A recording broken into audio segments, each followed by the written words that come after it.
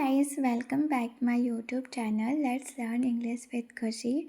Today I'm going to talk about this book, Truth Without Apology.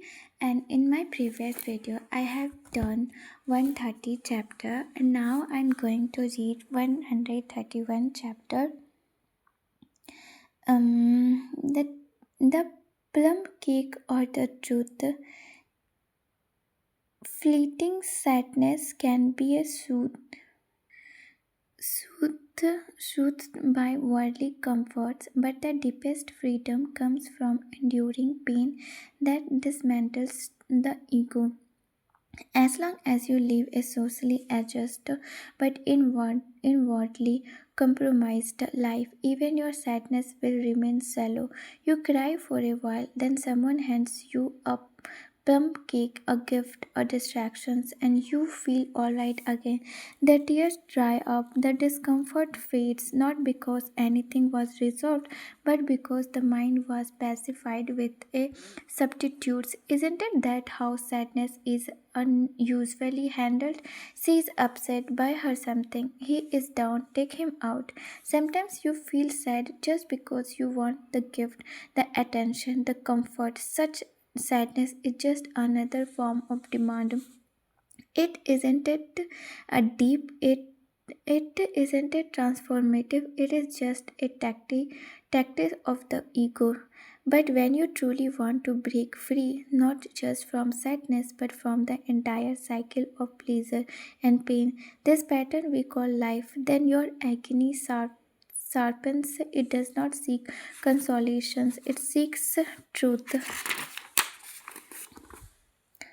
The kind of pain cuts through you. It doesn't just hurt the body, that body or emotion. It breaches the ego, and in that cut lies real freedom, not relief, not comfort, but liberation. Even such freedom comes with pain.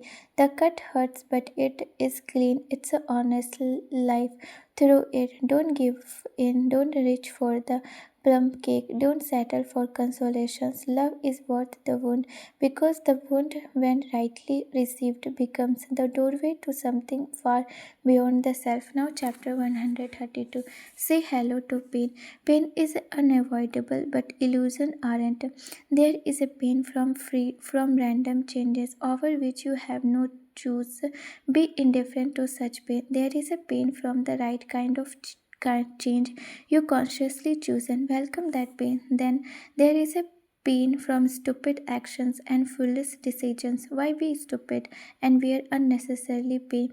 Pain is unavoidable. Life keeps moving, but the body and mind crave stability. Pain arises when your urge to hold on collides with the life's demand to keep shifting. What is a suffering? Suffering begins the moment you believe life must be free of pain. If you think you were born only for pleasure, you are born to suffer. Suffering is a childless resistance to pain.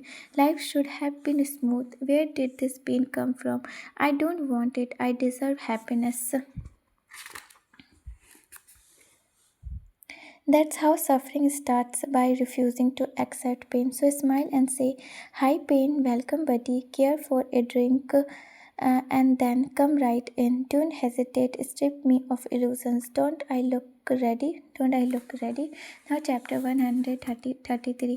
Pain in installment. If you cannot take it on the chest, you cannot live by the heart. We rarely confront the consequences of our actions head on, and even when they do catch up, they don't strike as on clean, undeniable blue. You don't often see a single deep wound across the chest. Instead, the mind fragment. The impact on one preaching truth is split into 100 small manageable cuts. The wound remains, but it is diluted, deferred, disguised, postponed. Had suffering come all at once, intense and unmistakable, perhaps we would have to stop, pay attention, and acknowledge reality. But we have designed our lives to prevent that. We split the impact, distort the pain, nerve the discomfort. We trade clarity for convenience, truth for tolerability. Even those small pricks don't come together. They arrive spaced out with just enough time to recover, just enough relief to say, I am copying, this is a normal, and so the illusion persists. We keep collecting mirror wounds, never pausing to ask, what exactly am I protecting? To live by the heart is to be exposed. It means you the the hit directly without filters or fragmentations. If you cannot take it on the chest, you cannot live by the heart. The heart does not negotiate it with dishonesty. Now, chapter 134. You repeat the same mistake 100 times. As long as you remain the same, your mistakes will remain the same. Why even call them mistakes? Has there ever really been such a thing as a new mistake? Look closely. That which unsettles you today is fundamentally the same thing that defected you 5 years ago. Names change, face change, situation change, but has the underlying tendency changed at all? The place of the fall changes, the honor of the fall changes, the excuse for the fall changes, but the fall itself, does it ever change? You say, this time it's a different, but is it, or is it the same old pattern dressed in new clothes? You are not making new mistakes. You are simply recycling old patterns in fresh disguises. But man is a cunning. He tumbles into the same pit 20 times, each time insisting the whole is new. This is not a mistake anymore. This is the pattern I refusal to learn. I commitment to unconsciousness. A mistake is something you make once, twice become a habit, thrice become a lifestyle. Beyond that, it becomes your very identity. Stop calling them mistakes. Call them what they truly are, yourself. Now, chapter 135. Your concerns to your suffering. Choose, choose, choose. You are not helpless. Wake up to your power. You cannot just be carried away. Nothing can happen to you without your consent. When you are suffering, there is always a tendency to blame someone or something. We all want freedom from suffering, but can there be freedom without responsibility? Unless you fully accept the responsibility to end your suffering, there is real liberation from it. Understand this carefully. We are not talking about the person or event that triggered your pain. The point is simple: because you are the one suffering, you have the biggest stake in ending it. Blaming the uh, culprit rarely helps, even if they are correctly identified. Sometimes we say our suffering comes from random, incontrollable events. If suffering is merely incident, how can there be a freedom? External events are unpredictable.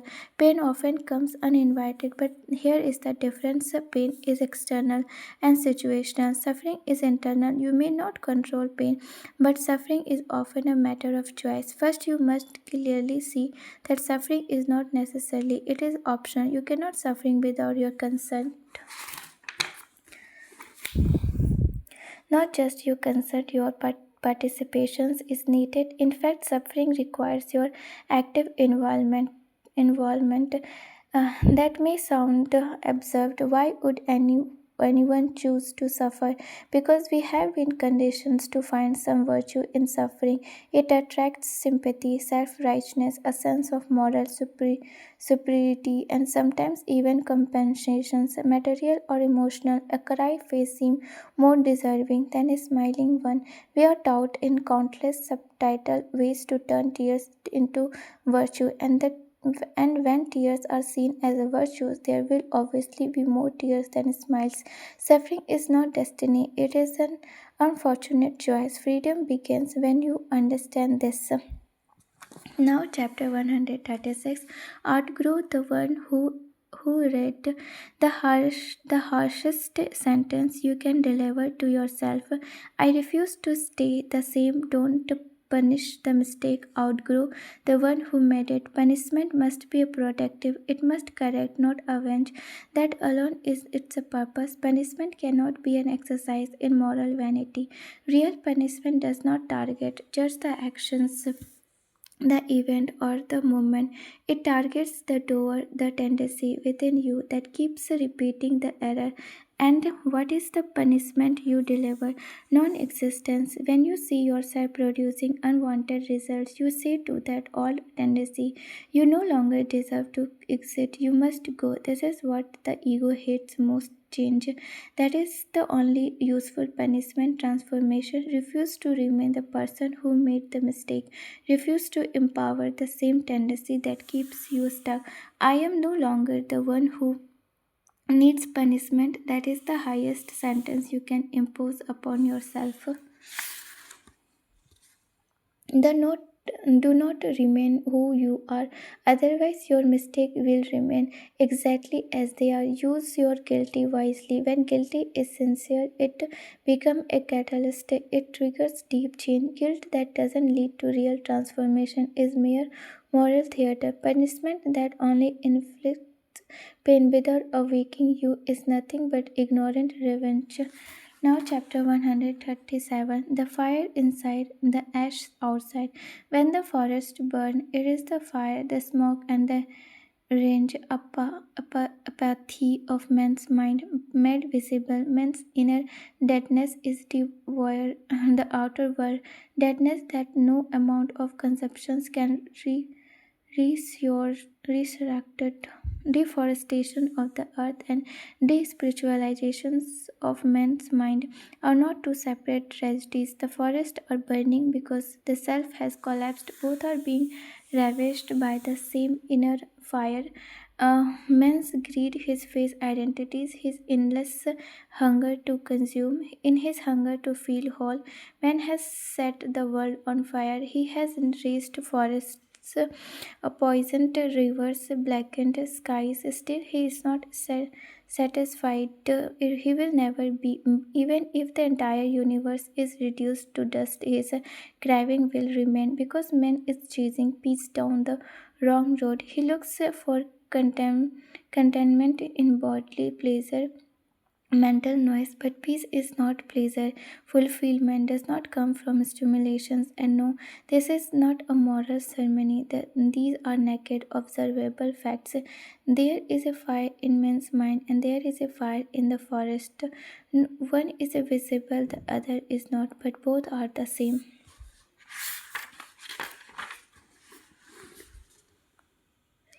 The burning trees are his burning thoughts. The smoke above is the fog in his mind. The devastations outside is only the mirror of the devastations within. Lack of spiritual clarity is killing men from the inside and the earth from the outside. What we call environmental collapse is just man's inner crashing into the world. Unless man turns inward, unless he meets himself, cautions himself, and resolves to lie he lives in, he will keep turning the plants into a graveyard, and he will celebrate it. He will name it progress. He will worship it as development. He will sell it as success, but it will be nothing more than a funeral a procession, a burnt out species limping through the ashes of the world. It never understood a mind destroying everything it touches just to escape its own deadness. Now, chapter 138. Better bleed for truth than sign for lies. The worst defeat is not failure. The worst defeat is knowing a battle is worthy and still walking away. Before you strive to excel, ask, what must I excel in? Before you chase speed, ask, which direction deserves my steps. Speed comes later, direction comes first. It is far better to crawl on the right path than to fly down the wrong one toward your own destructions. Making the right choice is more important than being perfect at the right choose. Pick the right battle even if you fumble. Pick the right task even if you are not get good at it. to it. You will stumble, you will learn, and if the cause is true, you will. The courage is choosing what must be done, even if you are not good at it, even if it breaks you. The battle you avoid is the one you were born for. You don't fail by failing, you fail by failing. When you choose a worthy battle, being beaten is alright. Opting out of the arena is not. Truth doesn't ask if you are ready. It asks if you are honest.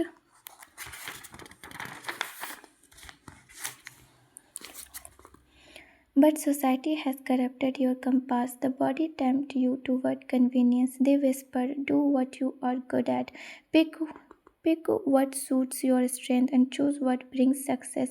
That's not wisdom, that's a fear with a mask. That's a coward pretending to be a strategy. Real decision making begins with one caution: what must be done regardless of my current ability. That is the cautions of a conscious mind. Ability comes with time, and the ability to walk the right path comes only by walking it.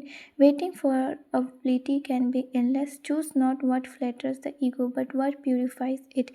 Even if it breaks you, even if you bleed, better to bleed for truth than sign for lies, because false victories are slow suicides.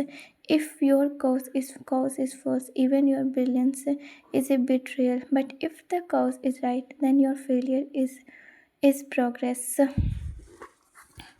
The Call to Inner Freedom, Chapter 139. Too smart to be wise. A smartness that is driven by fear and greed is just another name for foolishness. When it comes to nonsense, see how successful we are. We want to please ourselves and we somehow always find a way. Like a rat slipping into a house, we know where the hole is, and if there isn't one, we dig it ourselves. All our cleverness is reserved for our petty pursuits.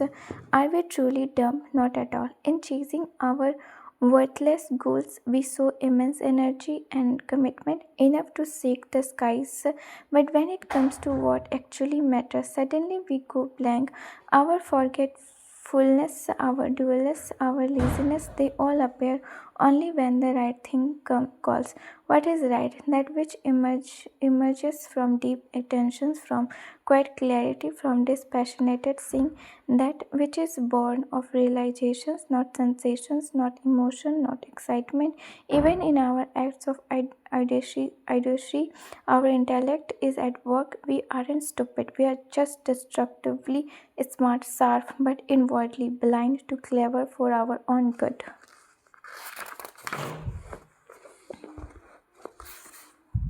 Perhaps what we need is not more smartness but inner simplicity, not the simplicity of looks or habit, but the simplicity that comes from seeing the mind's games without deceptions, clearly, honesty, directly. Now, chapter 140. 140. If everything goes, what remains? What you think of yourself, is that really you? The way we commonly use the word ego is often misplaced. We confuse pride for ego. We mistake a particular kind of attitude for ego. Someone struts around puffed up, and we say he has an ego problem, but that's a very hazy uses. Ego is a simply I am whatever you believe this. I am to be, that is ego. I am great is ego. I am weak is ego. Too. Whenever you say I am and follow it with an identity, a conditions, a belief, that's a ego in actions. We often think ego only means having a grand ideas about oneself, but if someone believes they have been a lifelong victim, that too is ego. If someone says that they are humble, modest, or lowly, that's ego as well. Whatever I think of myself, good, bad, or ugly, is all ego. I am none of what I imagine myself to be. All identities have been picked up. You didn't choose your family, gender, or religious yet. Over time, these get nullized and become what you call the self. In most cases, it's easy to see that what we call inner has either been picked up randomly or handed over by someone else, and